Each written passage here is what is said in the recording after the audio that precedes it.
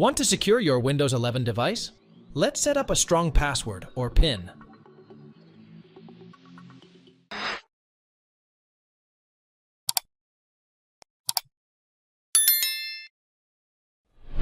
Right-click the Windows icon and click Settings.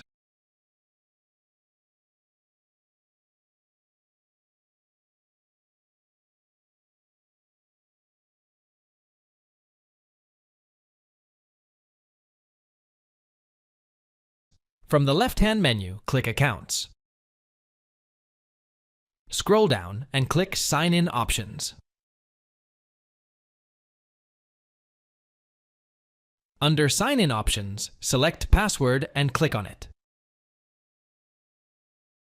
Enter your desired password and confirm it.